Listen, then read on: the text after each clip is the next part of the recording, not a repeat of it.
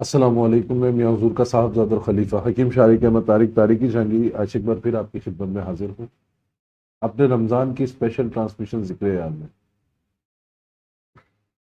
آج ہمارے ساتھ موجود ہیں میاں حضور کے خلفہ حکیم یاسر طارقی صاحب۔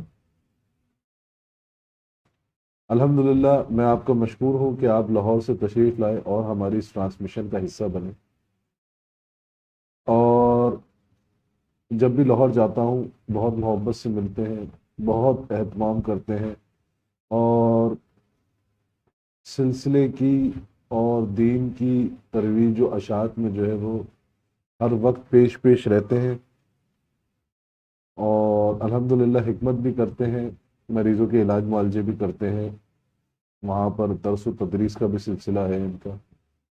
تو جیسے کہ گزشتہ جو خلفہ ہیں، جو پیر بھائی ہیں، ان کے آپ نے زندگی کے تجربات سنے۔ آج الحمدللہ ہمارے ساتھ میاں حضور کے ایک اور خلیفہ موجود ہیں۔ آج ان کی زندگی کے تجربات جانیں گے اور ان کی زندگی کا ایکسپیرینس سنیں گے کہ میاں حضور سے کس طریقے سے ملاقات ہوئی، کیسے میاں حضور کے پاس پہنچے، کیا واقعہ تھا، کیا احوال تھا، وہ سب ان سے جانیں۔ السلام علیکم۔ وعلیکم السلام۔ ساری بھائی آپ کیسے ہیں؟ الحمدللہ یاسر بھائی، آپ سنائیں کیسے؟ الحمدللہ۔ یاسر بھائی یہ بتائیے کہ میاں حضور تک جو رسائی کا جو معاملہ بنا، وہ کیسے میاں حضور تک پہنچے؟ وہ کیا معاملہ تھا؟ کسی بیماری کا علاج کرانے آئے تھے یا ویسے ہی ملنے آئے تھے، یا کوئی شخص لے کر آ گیا تھا کہ آؤ ایک بزرگ بیٹھتے ہیں ادھر چلتے ہیں؟ الحمدللہ، یہ اللہ کا بے حد لاکھوں کا دفعہ شکر ہے کہ اس نعمت میاں حضور کی نعمت کی شکر میں ہم کو دنیا میں نعمت عطا فرمائی، الحمدللہ۔ جو ہمارے لیے بارگاہ الہی، بارگاہ رسالت تک رسائی کا ذریعہ ہے۔ وہاں تک پہنچنے کے لیے ہماری تربیت کی جا رہی ہے کہ وہاں پہ غلطی نہیں کی جاتی، تو وہ میاں حضور ہماری تربیت اس طرح فرما رہے ہیں کہ بارگاہ رسالت تک، بارگاہ الہی تک، اولیاء کرام کی بارگاہ میں پہنچنے کے لیے کیا ادب ہوتے ہیں، کیا ان کی محبت اور کس طرح ان کے ساتھ لگاؤ کیا جاتا ہے۔ میرے سفر کا جو آغاز ہے، اگر میں کہوں، اس میں دو روحانی شخصیات کا بہت زیادہ تعامل رہا میرے ساتھ۔ ایک پیرانے پیر دستگیر حضرت شیخ عبد القادر جیلانی رضی اللہ تعالیٰ عنہ، اور دوسرے حضرت حب الحسن شاذلی رحمۃ اللہ تعالیٰ علیہ۔ یہ سلسلہ اس طرح بنا، تقریباً 2012 کی بات ہے۔ میں دوست میرا مجھے کہتا کہ آپ نا بیعت ہو کہیں پہ، میں کہا نہیں، بیعت میں کہیں پہ نہیں ہوں۔ مجھے کہتے کہ آپ نا سلسلہ قادری میں بیعت ہو جاؤ، تو مجھے اپنے ساتھ لے گئے، اپنے پیروں کے پاس لے گئے۔ یہ غوث اعظم کی اعلی اولاد میں سے تھے۔ میں نے بیعت کر لی ان کے ہاتھ میں، تو اس کے بعد پھر دنیا داری میں مگن ہو گئے، کوئی پتہ نہیں کیا ہے کیا نہیں۔ تو پھر 2-3 سال گزر گئے اسی کشمکش میں۔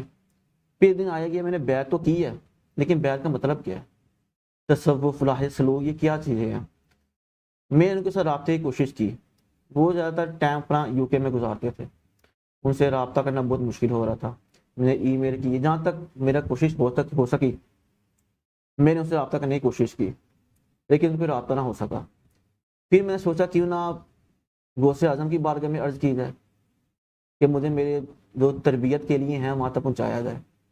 تو پھر آپ کی بارگاہ میں نے ہدیہ پیش کیا، آپ سے استدعا کی، دعا کرنا شروع کر دی کہ مجھے میرے مرشد تک، میں اس راستے میں چلنا چاہتا ہوں۔ نہ کوئی دنیاوی حاجت تھی، نہ کوئی بیماری تھی، نہ کوئی روحانی معاملات تھے، بس مرشد لینا ہے کہ بارگاہ رسالت، فنا فی اللہ فنا فی رسول کے مقام تک جانا ہے۔ تو اس طرح میں نے عرض کی، تو سلسلہ چلتا رہا۔ پھر مجھے اولیاء کرام کی سیرت پڑھنے کا اتفاق ہوا کہ کوئی اولیاء کرام کی سیرت پڑھا جائے، اسی میں سے کوئی نہ کوئی ہم کو راست ملے گی۔ تو UK میں تھے، آپ جانتے ہیں علامہ مختار صاحب کا YouTube کا چینل ہے، وہ کافی بزرگان دین کے اوپر مکمل سیریس لے کے چل رہے ہیں، وہ ان کو میں نے سننا شروع کیا۔ تو اس ٹائم میں اسی دن میں نے نا حج کے لیے اپلائی کیا، لیکن میرا سب کچھ مسائل ہونے کے باوجود میرے لیے حج کی جو اپلیکیشن تھی وہ نامنظور ہوگی میری۔ تو اسی دن میرے نظر ابو الحسن شاذلی رحمۃ اللہ علیہ کی سیرت سے گزر رہی تھی، تو اس میں دعا حضور بہ کا ذکر آیا کہ آپ بھی حج پر جا رہے تھے، تو اس طرح آپ کے راستے میں رکاوٹ ہے، تو حضور صلی اللہ علیہ وسلم نے آپ کو تعلیم فرمائی اور آپ کے لیے حج کا سفر آسان فرما دیا گیا۔ تو میں نے سوچا کیوں نہ میں بھی حزب بیعت پڑھنا شروع کر دوں، اس سے میرے لیے حج کا سفر آسان ہو جائے گا۔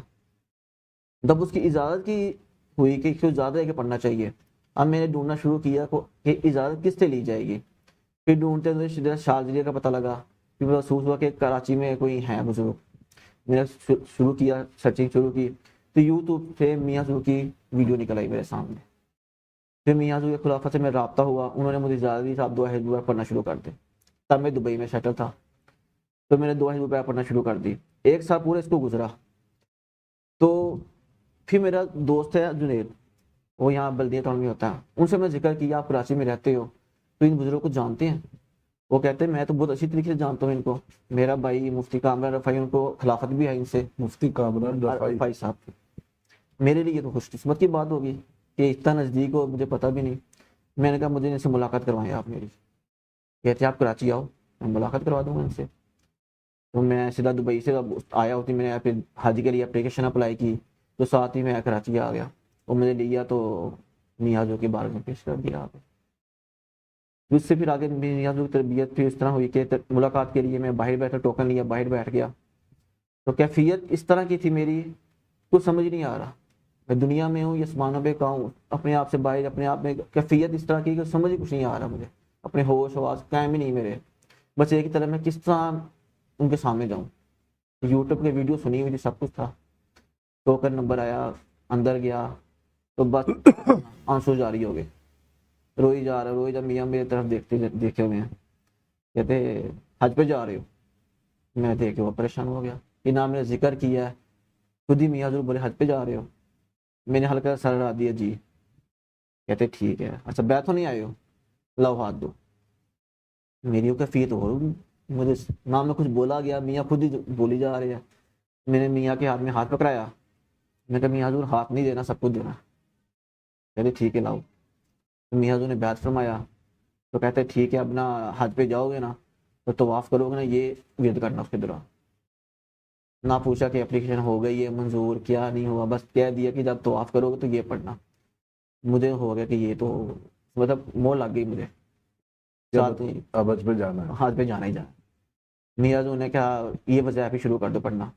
میں کہا میاں حضور مجھے کچھ یاد نہیں ہے ابھی, یہ ڈائری میں نے آپ سامنے کی جس میں سوالات لکھ کے گیا تھا, میں ملوں گا تو میں یہ سوالات کروں گا. وہ تو اپنی جگہ رہی, سب کچھ ختم ہی ہو گیا, سمجھ کچھ نہیں آئی. تو میاں نے ڈائری کے اوپر مجھے لکھ دیا کہ یہ وظائف کیا کرو. کہتے ٹھیک ہے اب جاؤ تو ملتے رہنا. اور وہ کیفیت باہر میں نکلا ہوں تو مجھے پتہ ہی نہیں کچھ میں کہاں پہ ہوں. اور مجھے بلا رہے ہیں جنید بھائی ساتھ, یار کیا ہوا, کچھ پتہ ہی نہیں ہے. 2-3 منٹ بیٹھا ہوں, پانی وغیرہ پلایا انہوں نے, پھر مجھے ہوش آئی یہ ہوا کیا میرے ساتھ. تو اس طرح میاں حضور کی بارگاہ میں پہنچے. تو پھر الحمدللہ اسی سال حج کی بھی شہادت حاصل ہوئی.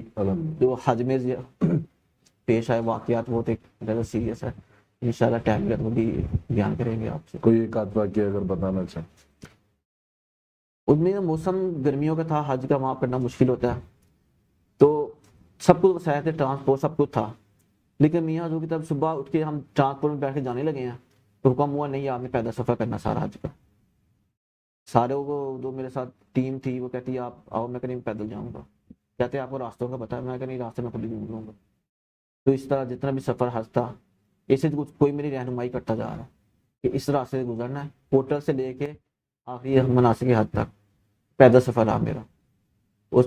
کوئی مجھے پکڑ کے رہنمائی کر رہا ہے, ادھر کو جاؤ, ادھر کو جاؤ, ادھر کو جانا ہے, اس طرف کرنا ہے, یہ مناسک حج ادا کرنا ہے. تو الحمدللہ جتنا حج تھا میرے پیدل ادا کیا. تو یہ میاں کی کرم ہوئی اور آسانی کے ساتھ, کوئی مشکل ہی پیش نہیں آئی. تو الحمدللہ سفر بہت آسان. اچھا یاسر بھائی, میاں حضور کے پاس آنے سے پہلے بائی پروفیشن کیا کام کرتے تھے؟ میں میاں حضور کے آنے سے پہلے اور اب بھی انجینئر ہوں. انجینئر, آرکیٹیکٹ انجینئر ہوں. اچھا ماشاءاللہ, آرکیٹیکٹ انجینئر ہے. اور یہاں میاں کی جو ہے وہ بارگاہ میں حاضر ہوئے, بیعت ہوئے, اس کے بعد جو ہے وہ حکمت الحمدللہ اب جو ہے وہ علاج معالجے کر رہے ہیں. تو حکمت کرنے کا خیال کہاں سے؟ کہتے ہیں کہ مریض کے سب سے بہتر یہ وہ مرشد جیسا ہونے کی کوشش کرتا ہے. بالکل. اس میں حکمت میں کوئی میرا دنیاوی مقصد نہیں, کوئی مقصد نہیں تھا. حالانکہ انجینئر کی پروفیشن آپ جانتے بہترین ہے, اب الحمدللہ ابھی بھی اس میں لگا ہوں. جاب وغیرہ انکم وغیرہ سب کو میری اسی سے آ رہی ہے. بس ایک شوق تھا کہ میاں نے اپنا نام مجھے آخر میں لگا دیا. شروع میں بھی میری مرشد کی نسبت آئے, سبحان اللہ. تو شروع میں حکیم آ گیا, میاں کی نسبت سے حکیم لگا لیا, آخر میں میاں کی نسبت تارکی لگ گیا, درمیان میں رہ گیا. تو یہ نسبت میری تھی کہ میں شروع میں میرے مرشد کا نام آئے اور آخر میں میری مرشد کی نسبت ہی میرے ساتھ آئے. پھر اسی مقصد کو دیکھتے ہوئے، وہ جو میاں کا مقصد ہے کہ آپ نے خدمت خلق کرنی ہے، آپ نے بے شک عملیات روحانی، یہ تو ایک چیپٹر ہے، اس میں بھی میاں کی خدمت کرنی ہے آپ نے جہاں تک آپ سے ہو سکتا ہے. تو مقصد یہ خدمت خلق کرنی ہے، جو آ رہا ہے اس کی جس طرح بھی ہو سکتا ہے اس کی خدمت کرنی ہے. جو میاں کا موٹیویشن، جو ان کا ایم ہے، مقصد ہے ان کا، اسی مقصدین کے اوپر چلتے ہوئے میں نے حکمت شروع کی. میاں سے زیادہ نہیں، میاں بہت خوش ہوئے، کہتا ہاں یہ تو کرنی چاہیے، یہ بہتر ہے آپ کے لیے. تو الحمدللہ حکمت بھی جاری ہے، خدمت خلق روحانی طور پہ، درس تدریس کے طور پہ، محافل کے طور پہ بھی جاری ہے الحمدللہ. اچھا یاسر بھائی، ماشاء اللہ اتنی اچھی جاب تھی آپ کی دبئی میں، اور انجینئرنگ کر رہے تھے، پھر آپ یہاں آئے، سلسلے میں داخل ہوئے، لاہور میں اب رہ رہے ہیں، حکمت بھی کر رہے ہیں، روحانی علاج معالجے بھی کر رہے ہیں، اور خلق خدا کی خدمت میں لگ گئے ہیں. تو گھر والوں کی طرف سے کوئی اعتراض یا کوئی ایسی بات نہیں ہوئی کہ نہیں الحمدللہ، یہ میاں حضور کی کرم نوازی ہے کہ میرے گھر والے بھی کہتے، جب بھی میاں حضور کا نام لیا وہ کہتے نہیں کوئی مقصد نہیں، اب جو مرضی کرو. حالانکہ جب دبئی میں تھا 8 سال میں دبئی میں جاب کی ہے الحمدللہ، وہاں بولو اچھا سیٹ اپ تھا میرا. لیکن جب آخری 3-4 سال وہاں پہ جب میاں کی صحبت آئی، وہاں پہ بھی تبلیغ کا جو میاں ڈیوٹی لگائی، وہاں بھی انتظام کیا. تو جب اب وہ حکم ہوا کہ اب پاکستان واپس آ جاؤ، جب آپ پاکستان واپس آنے کا سوچا، بڑے لوگوں نے مجھے تنگ کیا کہ یار پاکستان جا کے کیا کرو گے، پاکستان کے حالات اس طرح کے ہیں، اب یہاں پہ جو آپ کما رہے ہو پاکستان میں جا کما کے آپ جا کے نہیں کما سکتے. میں نے کہا مجھے کمانے کا مقصد نہیں ہے، جو مجھے وہاں بلا رہے ہیں وہ مجھے خود ہی پورا کریں گے، میری ذمہ داری اس میں نہیں ہے، میں کیوں اس میں اپنے آپ کو پریشان کروں. میرے مرشد مجھے بلا رہے ہیں تو میں نے وہاں پہ جا کے اب ڈیوٹی دینی ہے. الحمدللہ جب آئے پاکستان آ کے ہوا تو اب محسوس بھی نہیں ہوتا. حالانکہ ابھی بھی دیکھوں جو یہ 1 سال کی انکم یہاں پہ ہے، وہاں پہ میری 1 منتھ کی انکم تھی میری، لیکن سکون میں ہے. میاں حضور کا پیغام ہے، کام ہو رہا ہے سلسلے کے لیے. ابھی بھی بیچ میں کئی دفعہ موقع آئے ہیں باہر جانے کے، لیکن اب دل ہی نہیں کرتا جانے کو. گھر والوں سے پوچھتا ہوں کہ یار اگر باہر چلا جاؤں تو حالات تھوڑے سے بہتر ہو جائیں یا انکم زیادہ ہو جائے گی. کہتے ہیں جو میاں حضور نے فرمایا وہ کیا کرو گے، آپ کو مرشد کی بات رکھنی ہے یا پیسے زیادہ لینے ہیں. میں نے کہا مرشد کی بات رکھنی ہے. کہتے پھر آپ چپ کر کے یہاں بیٹھو. میں نے کہتے کس طرح گزارا ہوگا ہم کریں گے، میاں حضور ہمارے پاس ہے نا، ہم کو کچھ نہیں چاہیے. تو الحمدللہ بات سے بات نکلی ہے. میرے گھر والی جو ہے بلا ناگا نفر پر تو اسے میاں حضور کی بارگاہ میں پیش کر گئے، کوئی مقصد بھی نہیں ہے، مجھے بتایا بھی نہیں انہوں نے. تو میں نے ان کو ویسے ہی کہا میں کہ آپ میاں حضور کے لیے کچھ ہدیہ کیا کرو. کہتے ہیں آپ کو بتانے کی ضرورت نہیں ہے، وہ آپ کے مرشد ہے، میرے بھی مرشد ہے. تو میں بلا ناگا ان کو عرصے کے نفر پڑھ کے جو میرے سے ہو سکتا ہے اور میاں حضور کی بارگاہ میں پیش کرتے ہیں. اچھا یاسر بھائی، یہ بھی بہت خوش نصیبی کی بات ہے کہ جو ہے نا الحمدللہ آپ بھی جتنی میاں سے محبت کرتے ہیں، آپ کی زوجہ بھی جو ہے میاں سے اتنی محبت کرتی ہے الحمدللہ. تو کبھی کوئی ماشاءاللہ سے روحانی علاج معالجے کرتے ہیں، حکمت کے سے ریلیٹڈ جو ہے وہ علاج معالجے کرتے ہیں، تو کبھی ایسا ہوا ہے کہ میاں کی روحانی طور پہ یا باطنی طور پہ ضرورت آن پڑی ہو، کسی مسئلے میں پھنس گئے ہوں، کبھی کسی سبق اسباق میں جو ہے وہ پھنس گئے ہوں؟ الحمدللہ میاں کی جو روحانی مدد ہے وہ ہر ٹائم ساتھ رہتی ہے. وہ مجھے میں کہوں نا، وہ کہتے ہیں تصور کرنا پڑتا ہے، الحمدللہ مجھے تصور کرنے کی ضرورت نہیں پڑتی. جب بھی آنکھیں بند کی میاں پاس ہے. اچھا یہ محبت ہے صرف، میں تو کہوں گا نہ ریاضت ہے نہ آپ کی محبت ہے اور کاملیت کی. اس میں یہ نشانی کہ آپ مرشد کا ذکر کرو آپ کی آنکھوں میں آنسو نہ آئے، یہ کس طرح ہو سکتا ہے؟ یہ محبت کی نشانی ہے. لوگ وظائف چلے کرتے ہیں، میں کہا چلے وظائف سے نہیں ہے، عبادت محبت سے عشق سے کر لو، وہ منظور کرتے ہیں. اچھا کوئی میاں حضور کا تصرف، میاں حضور کے تصرفات کا کوئی جو ہے وہ عملی نمونہ جو ہے اپنی جاگتی آنکھوں سے دیکھا ہو؟ اس طرح تو بہت زیادہ، لیکن میں اپنی آپ بھی دیکھ سناؤں گا جو میرے ساتھ پیش آئی. یہی تھا، میں دبئی میں تھا تو میرا نا کار کا نا ایکسیڈنٹ ہو گیا. کار میری لائٹ پول کو ہٹ کی، لائٹ پول میں 20 فٹ کا لائٹ تھا، وہ نیچے گر گیا پول پورا. لیکن جانی نقصان اس میں کوئی بھی نہیں ہوا. میری گاڑی کا نقصان ہوا صرف، باقی کوئی نقصان نہیں ہوا. لیکن وہاں کے قانون ہے، گورنمنٹ آ گئی، انہوں نے فائن دے دیا. تقریباً اس ٹائم کی بات ہے 35 to 40,000 درہم کا فائن تھا، تو پاکستانی 9 سے 10 لاکھ بنتے. میں پریشان ہو گیا، میں کہا یہ کیا کروں، میرے پاس اتنے پیسے دینے کے لیے نہیں ہے. انہوں نے کہا نہیں آپ کو یہ پے کرنے پڑیں گے. پھر کسی طرح سے اشارہ بنا کہ یار وہاں پہ انشورنس ہوتی ہے، وہ کمپنی آپ کو یہ فائن تو پے کر دے گی، آپ اپلائی کرو. میرے انشورنس کمپنی میں اپلائی کیا تو وہ کافی کیس چلا میرا 2-3 منتھ. انہوں نے کہا ہم نا ہاف پیمنٹ ہم کریں گے، ہاف آپ کو کرنی پڑے گی. آپ کی بات کریں تب بھی وہ 5 لاکھ تک بن جاتا تھا، 5 لاکھ. تو میں نے کہا یہ بھی میرے لیے مشکل ہے. ابھی تو میرا الگ گاڑی کا نقصان ہے وہ الگ ہے, وہ فائن جو آئے ہیں وہ الگ ہیں, یہ 5 لاکھ تو دینا ہی دینا مجھے. تو ایک رات میں بڑا پریشان میں. اب میرا دل نہ کرے میاں حضور کے بارے میں دنیاوی طور پہ کچھ کہنے کو, کہ یار میں نے میاں کو حضور کو مرشد کو دنیاوی مقاصد کے لیے نہیں لیا تھا, میں نے تو اللہ کی راہ کے لیے لیا تھا. اب میں کس طرح ان کی بارگاہ میں یہ پیش کروں کہ میں دنیاوی یہ پریشانی آ گئی ہے. تو میں نے اللہ کی بارگاہ میں عرض کی, یا اللہ میرے مرشد کے وسیلے سے تو مجھے میرے لیے یہ حالات بہتر کر دے. یہ میں تصور کیا, اور بس یا شیخ طارق شیخ علی اللہ المدد جاری ہوگا, پڑھتے پڑھتے میں سو گیا. صبح اٹھا ہوں تو مجھے ای میل موصول ہوئی کہ ہم نے آپ کا جو کیس ہے وہ ریویو کے لیے اپلائی کیا ہے. خود ہی انہوں نے کہہ دیا ریویو کے لیے ہم نے اپلائی کر دیا, اس کو انہوں نے اپلائی کر دی خود ہی, کہ ہم لوگ کہ آپ کے کیس میں کوئی ڈاؤٹ تھا, ہم نے ریویو کے لیے اپلائی کیا. میں بڑا حیران ہو گیا, میں نے کہا یار یہ کس طرح ہے. تو میں نے پھر میاں کی بارگاہ میں کچھ پڑھ کے ہدیہ کر دیا, تو دعا کہ میاں آپ ہی کی وجہ سے کچھ ہوا ہوگا. پھر 2-3 دن گزرے, مجھے میل آ گئی ان کی طرف سے کہ آپ کا جو فل اماؤنٹ کا چیک ہے وہ تو ریڈی ہو گیا, 2-3 دن کے آپ کو ریسیو ہو جائے گا. سبحان اللہ. تو میں کہا پھر اس میں یہ ہوا کہ آپ مدد مانگو یا نہ مانگو, مرشد کی نظر مرید پہ ہوتی ہے. بے شک. یہ ہمارا یقین کامل ہونا چاہیے. جب آپ نے بیعت اپنا ہاتھ کسی کامل ولی کے ہاتھ میں دے دی ہے, اس کا مطلب اس کی نظر ہے.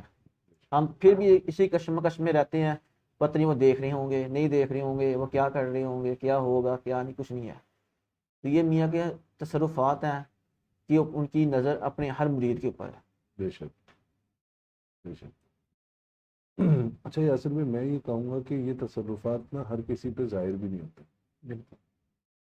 اس کے لیے جو ہے نا سب سے ضروری جو ہے نا وہ ہے آپ کا کامل یقین, کامل یقین. بالکل. اور آپ کا جو ہے نا پرخلوص محبت اپنے مرشد سے, خلوص بلا مطلب بلا مقصد, بنا مطلب اور بنا محبت بھی وہ جو کرنی نہیں ہے ہو جانی ہے. ہو جائے. یہ محبت اور عشق کر کے نہیں کیا جاتا. یہ کوئی نقصہ نہیں ہے جو بنائیں گے کھا لیں گے تو محبت ہو رہی ہے, کچھ چلا نہیں کاٹیں گے تو موکل آ جائے گا, یا روحانی.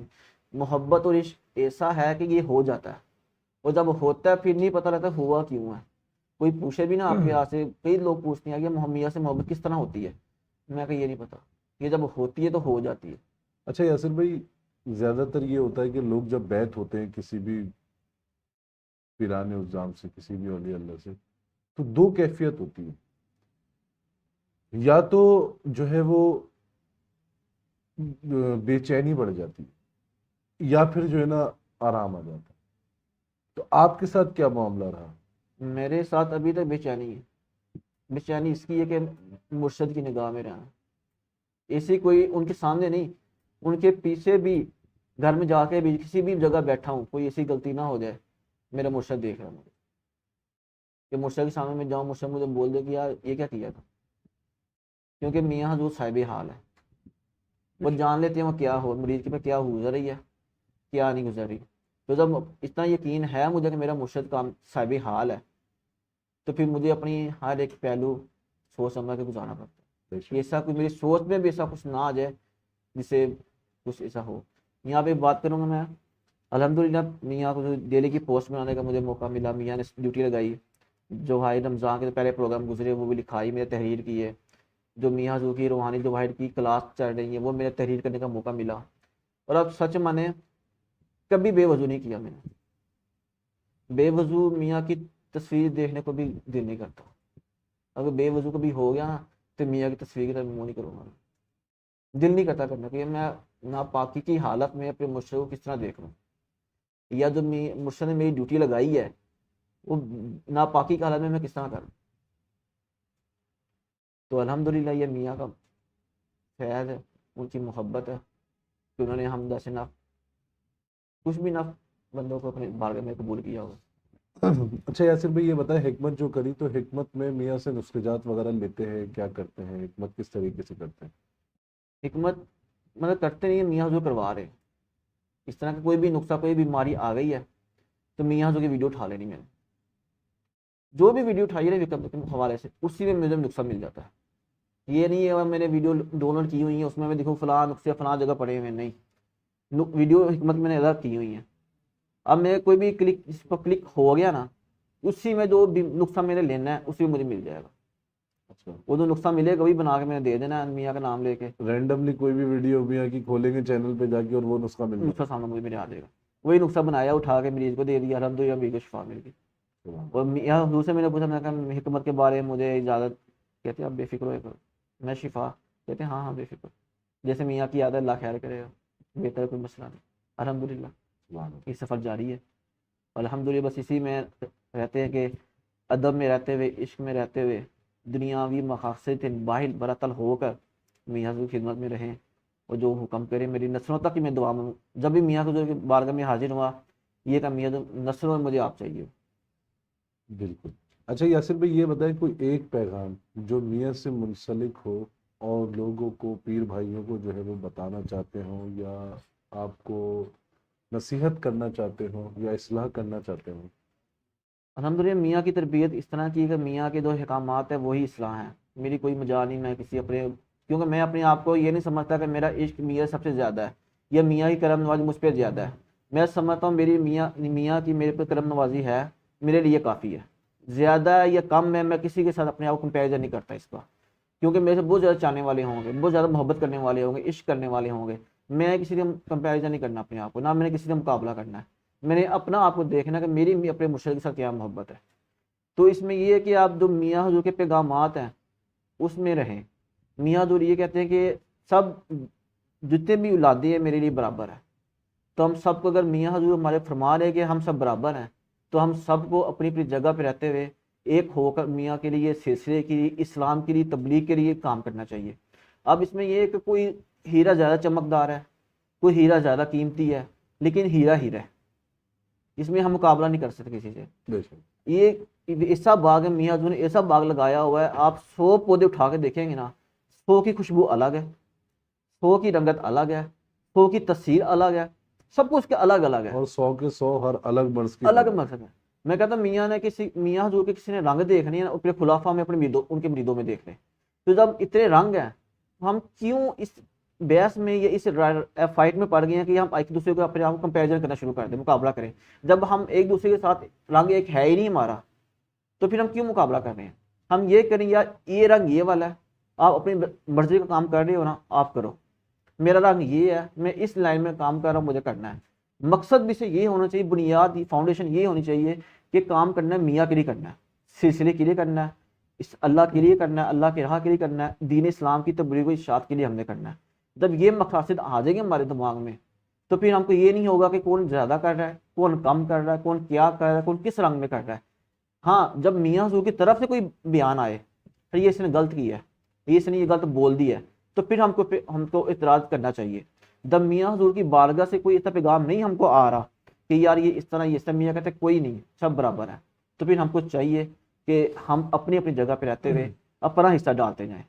یہ باکس ہے, اس میں جو ہمارا حصہ بنتا ہے اپنی استاد کے مطابق, اپنی حیثیت کے مطابق وہ ڈالیں. ہم یہ نہ دیکھیں اس نے کیا ڈالا ہے, اس نے کیا دیا ہے, وہ کیا دے کے جائے گا, میں کیا دوں گا, میں کم دوں, میں کم نہیں. حضور صلی اللہ علیہ وسلم کی بارگاہ میں جب میاں حضور صلی اللہ علیہ وسلم منگایا, ابو بکر صدیق رضی اللہ عنہ اپنا سارا کچھ لے کے آگے, حضرت عمر فاروق رضی اللہ عنہ آدھا لے کے آئے کہ مجھ سے زیادہ ہی ہوگا, لیکن حضور صلی اللہ علیہ وسلم نے کہا جو سب لے کے آئے وہ قبول ہوا, تو قبول ان کا بھی ہوا.